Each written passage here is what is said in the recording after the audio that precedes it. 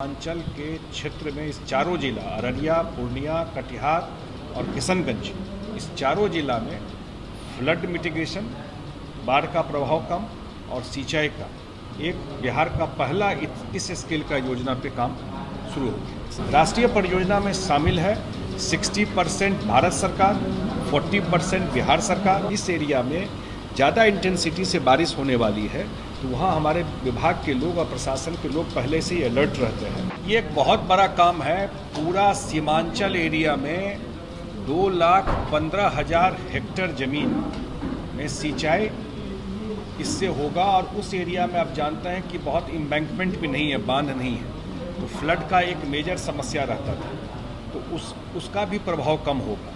Kosi Mechi link Bihar में पहली interlinking योजना है जो इतने बड़े स्केल पर ये काम शुरू होगा और कल कैबिनेट ने इसको पास करके इसका डीपीआर का काम शुरू हो गया है और मुझे लगता है कि जल्दी इसी साल हम लोग डीपीआर लेकर फाइनल करके इस पर काम शुरू कर देंगे।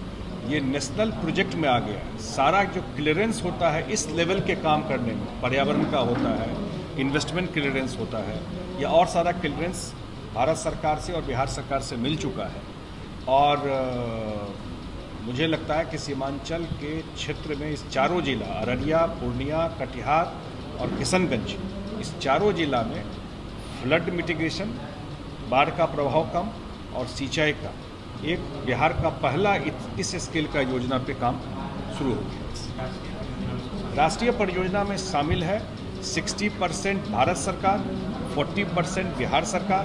हम लोग डिमांड कर रहे हैं भारत सरकार से, जैसे केन बेतवा योजना जो इतना बड़ा है मध्य प्रदेश यूपी का, 90-10 के रेशियो पर वो मिले, लेकिन अभी इस पे तय नहीं हुआ है, लेकिन हम लोग प्रोजेक्ट में काम आगे बढ़ा रहे हैं। राष्ट्रीय परियोजना में शामिल है 60% भारत सरकार, 40% बिहार सरकार।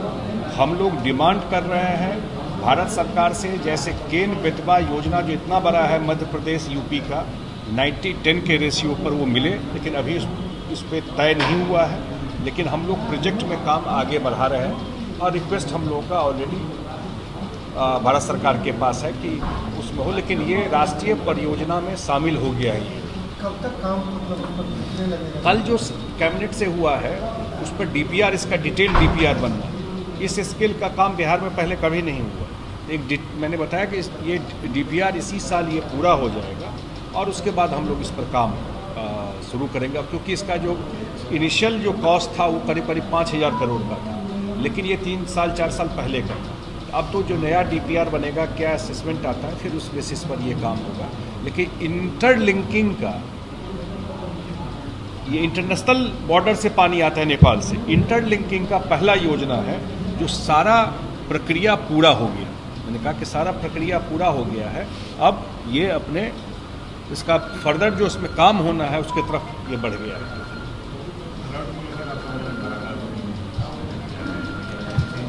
ये मुख्यमंत्री जी जब 18 को फ्लड पे बैठक किए थे और उसी में उन्होंने कहा था कि आप लोग जितने विधायक हैं और उनसे बात करके और ये उनका भी फीडबैक ले लीजिए, उनके क्षेत्र में इसका फर्दर जो इसमें काम होना है उसके तरफ ये बढ़ गया है।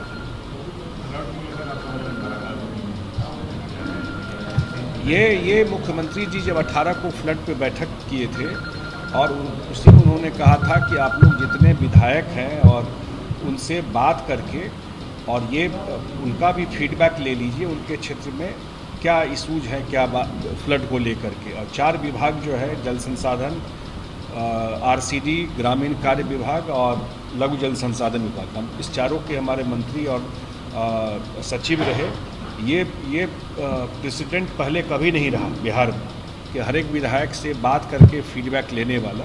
पिछले साल से सरकार ने ये शुरू किया है और हम लोगों ने सारे प्रमंडल से जितने विधायक जुड़े हुए थे, एक एक विधायक से फीडबैक ले लिया और अगले 3 दिन में हमारे इंजीनियर, क्योंकि वो लोग भी जो हमारे एग्जीक्यूटिव इंजीनियर हैं वो लोग भी जुड़े हुए थे उस जोन के, वो लोग भी सब बात नोट किए हैं। अगले 3 दिन में जो पॉइंट वो लोग रेज किए हैं, जो फ्लड को लेकर के जहाँ थोड़ी समस्या है, उस सब पॉइंट पे वो जाएंगे, उनसे भी कांटेक्ट करेंगे और जो पॉसिबल काम है उसको हम लोग 1 जून से, क्योंकि अब रिवाइज हो गया है, उसका टाइमिंग भी टेकअप कर लेंगे। सारा तो नहीं पॉसिबल है, लेकिन जो पॉसिबल होगा या जो इम्पोर्टेंट होगा या जो अर्जेंट होगा उस काम को हम लोग इमीडिएटली टेकअप कर लेंगे जो उनका फीडबैक मिला। क्या तैयारी है?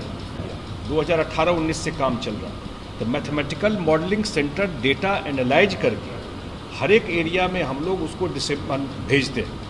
तो आपको पता है किस एरिया में कितने, और 90% करेक्ट डेटा रहता है, 10% तो एरर मार्जिन रहता है।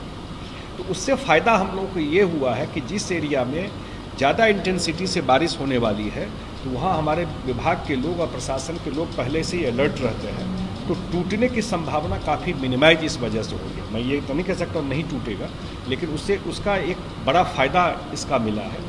अभी जैसे बीरपुर गए थे मुख्यमंत्री जी, और पहला ऐसा काम, दूसरा ऐसा जगह है कि पुणे के बाद जो जैसे मैथमेटिकल मॉडलिंग सेंटर पटना में है, तो वैसे ही वहाँ फिजिकल मॉडलिंग सेंटर बन रहा है कि फिजिकली आप जांच करते हैं, रिवर के का स्टडी करते हैं। तो जो फिजिकल मॉडलिंग सेंटर बन रहा है, अभी तक पूना में जा कर के ये काम कराना पड़ता था, करोड़ों खर्चा भी होता था और टाइम भी लगता था। इस साल के अंत तक वो प्रोजेक्ट पूरा हो जाएगा, ऑलरेडी काम चल रहा है। तो जो बिहार के रिवर है उसका सारा स्टडी, उसका जो मॉर्फोलॉजी है, जो भी सारी चीज़ है, वो अब सुपौल जिला के बीरपुर में ही हो जाएगा। अब मुझे जो दो पार्ट है इसका, एक मटेरियल तैयारी डिपार्टमेंट का और टेक्नोलॉजी को यूज करके, क्योंकि आप देख रहे हैं कि जो अनप्रिडिक्टेबल रेन आता है, क्लाइमेट चेंज है। बताइए ना, अप्रैल में बाढ़ आ गया, मई में बाढ़ आ गया, पूरा आसाम डूबा हुआ, पूरा आसाम डूबा हुआ। तो रेन का तो कोई फिक्स टाइम नहीं है। तो इससे आपको मुझे लगता है आने वाले टाइम में इन सब चीज़ों